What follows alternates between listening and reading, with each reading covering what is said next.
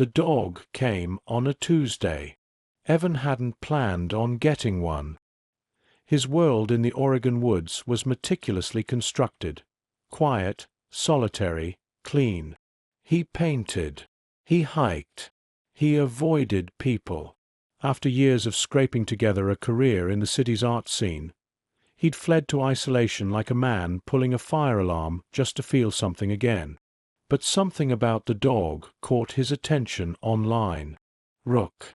That was the name on the shelter's listing. A shepherd mix with grey eyes that seemed almost human. He looked solemn, alert, intelligent. Evan scrolled past the profile, then back up, and again, until he gave in and drove 2 hours to see the dog in person. "He's not aggressive," the shelter worker said as she led Evan to the kennel. "But he's watchful, sensitive, sometimes refuses to go into certain rooms." He was found chained up outside a remote property in these woods. No food, no water, just pacing in circles. The previous owner went missing. Police never found him. That should have been a red flag. But Evan just nodded. He didn't believe in omens. He brought Rook home that same evening. At first, it was perfect. Rook was quiet, obedient, even affectionate in his reserved way. He followed Evan from room to room without being intrusive, curling up beside the wood stove while Evan painted. He never barked, never chewed, slept at the foot of the bed, eyes half-lidded but always tracking movement. A week passed, and Evan began talking to him like a roommate. Rook listened. Sometimes Evan could swear he understood. Then came the storm. It struck in the middle of the night, wind rattling the windows, rain slamming against the roof in sheets.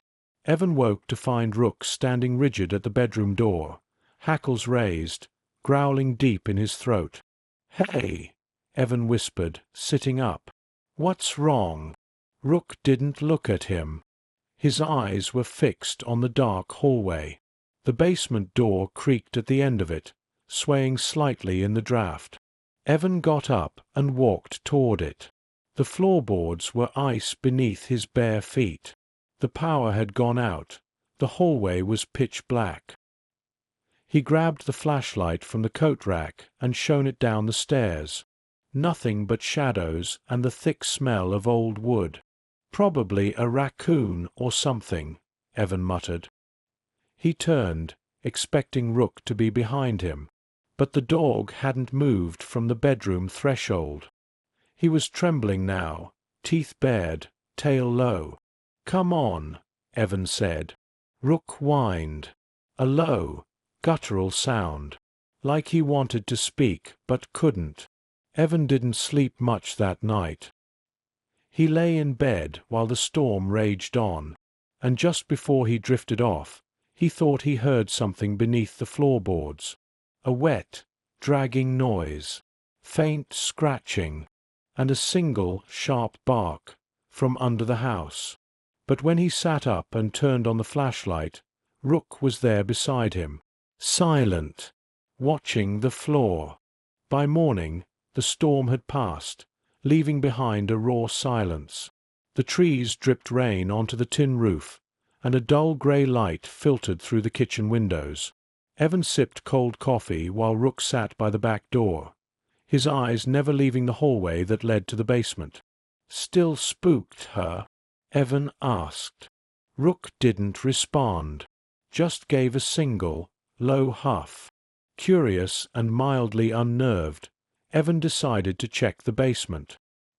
He hadn't used it much since moving in, just storage. His old canvases, broken furniture, a rusted-out filing cabinet. Rook followed him to the top of the stairs, but stopped abruptly, growling. "You're being ridiculous," Evan muttered and descended. The air grew colder with each step. Not just cool, clammy, like the air in a sealed crypt. He scanned the space with his flashlight. Nothing seemed out of place. No broken windows, no fallen objects. He walked past his stacked paintings, most of them covered in dust cloths, and noticed one canvas leaned against the wall with no cloth over it. He paused. It was blank, or so he thought. As he moved closer, a faint image emerged beneath the surface. Charcoal. Rough lines scratched in haste. A face, but not human. Angular. Mouth gaping with sharp, too many teeth. Eyes like empty sockets. Evan stepped back. His skin prickled. He didn't remember drawing this. Hell, he hadn't even used charcoal in months. He'd packed it away with his other city supplies. He reached forward and touched the canvas. The lines smudged, fresh, soft. He tore it from the frame, marched it upstairs, and tossed it into the wood stove. Flames devoured it greedily, sending black curls of ash into the air. Rook watched it burn. That night, Evan tried to paint but couldn't focus. His hand trembled every time the brush touched canvas. He switched to sketching instead, something mindless, just to shake off the tension. He didn't even notice what he'd drawn until an hour had passed.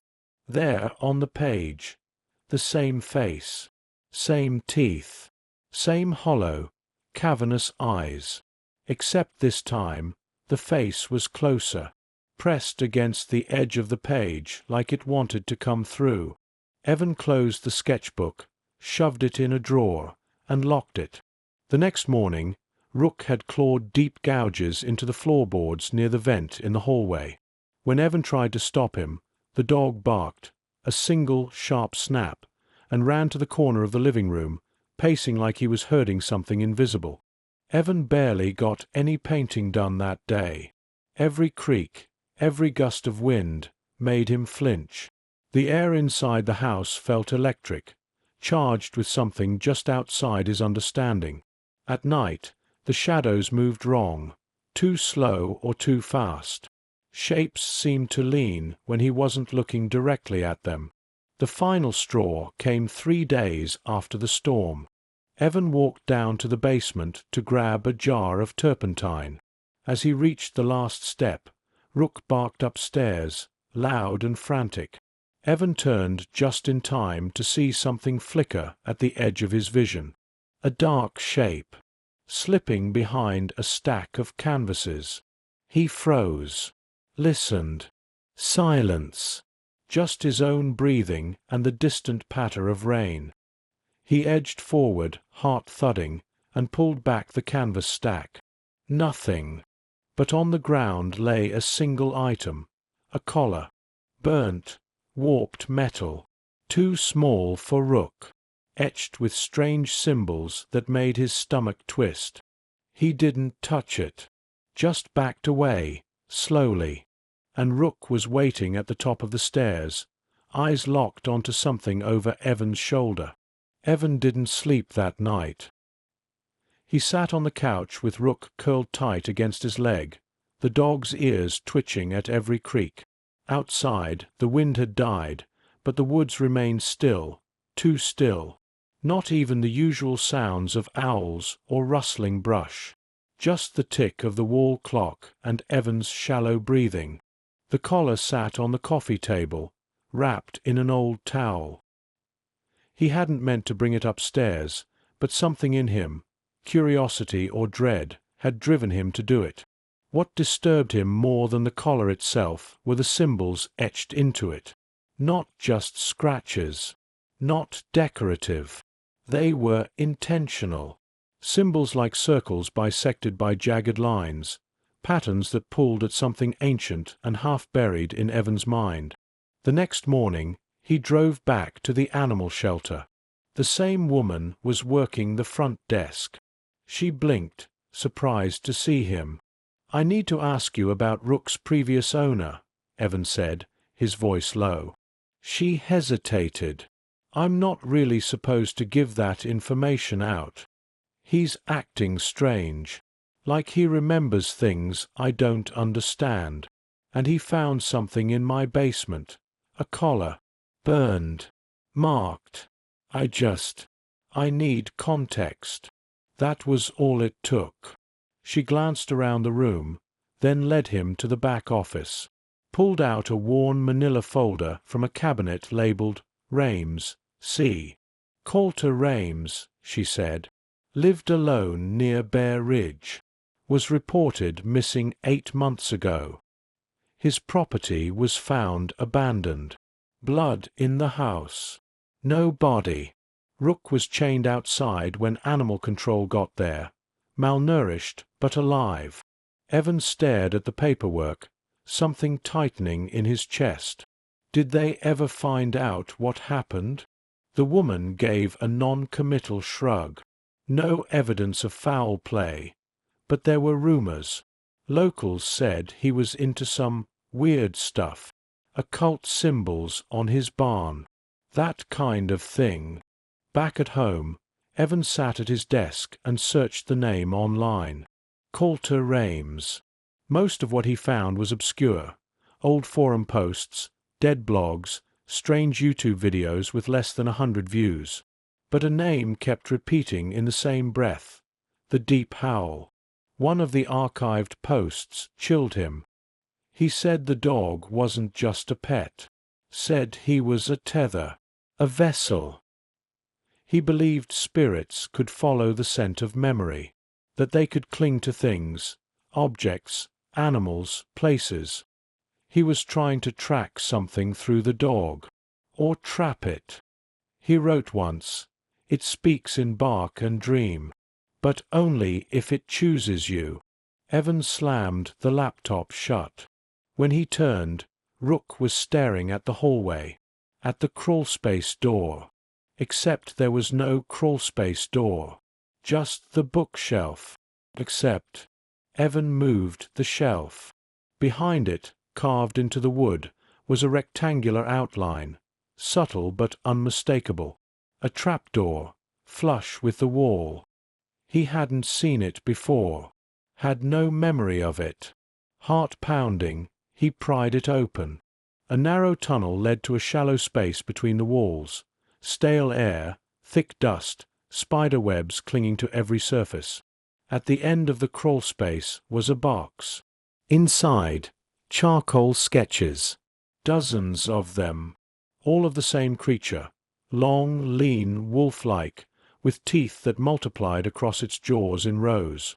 In one image, the beast was staring out of a man's face like it was wearing him. And beneath the drawings, another collar, identical to the one upstairs. Evan backed out, breath tight in his chest. Rook was waiting. And this time, he was growling.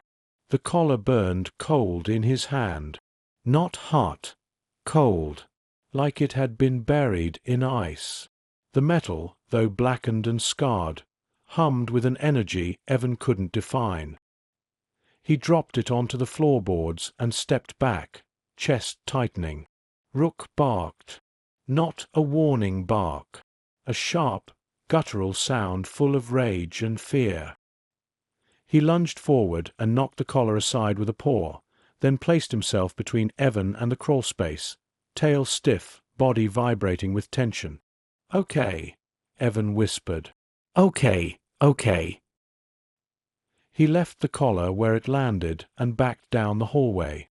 Rook followed, step for step, only relaxing once they were back in the living room. Evan collapsed into the armchair, hands shaking. What the hell was this? He grabbed Coulter's sketches from the crawlspace and spread them out on the coffee table. Some were smudged beyond recognition, but others showed clearer and more detailed depictions of the creature. Elongated limbs, skin like smoke, gaping mouths within mouths. In several of the images, the creature was shown standing behind people, hands pressed against their backs like it was wearing them. In one drawing, it was hunched over a dog. Rook. The eyes were nearly identical. He needed answers. Desperate, Evan dialed the number on one of the old blogs. It rang twice, Then a man answered. Gravelly voice, suspicious tone. "I'm calling about Coulter Rames," Evan said. "You posted about him years ago. About something he was tracking through his dog." Silence. Then, "You got the dog, don't you?" Evan hesitated. "Yes." "You need to listen to me," the man said, voice suddenly hard. "That thing Coulter was chasing? You don't track it. You invite it. And once you invite it in, it remembers. It learns your scent, your dreams. The dog wasn't possessed. It was guarding him. The collars were seals, markers. Coulter was trying to keep it locked down. What is it? I don't know. Maybe it's nothing. Maybe it's just madness passed between men. But you need to burn the collars. Both of them. And if the dog tells you not to go somewhere, don't." The line went dead. That night, Evan built a fire in the backyard pit. Rook paced around it anxiously. One by one, Evan tossed in the sketches. Then the first collar. The flames roared. The metal shrieked as it heated, letting out a high, thin whine. When he reached for the second collar, the one from the crawlspace, Rook growled again. Low. Stern. A growl with meaning. "Do you want me to leave it?" Evan asked. Rook stared at him. He dropped the second collar into the fire. The flames went blue for a second. Wind howled through the trees. Somewhere in the woods, an unnatural cry rose and fell like a siren underwater. Rook backed away. Evan stood there until dawn, watching until nothing but ash remained. Weeks passed. The house felt lighter. Rook stopped growling. He returned to his old self, quiet, loyal, strangely perceptive. Evan painted again. Peace returned, fragile but real. But sometimes, just after midnight, Rook would still rise from sleep and stare at the floor, tail rigid, ears flicking, listening. And on those nights, Evan would hear it too, from beneath the floorboards, scratching, no louder than breath, sometimes followed by a soft bark. Not Rook's. Something else. And Evan would pull his chair closer to the dog, place his hand on that steady, scarred head, and whisper, "Not tonight." And they'd sit there, waiting, listening.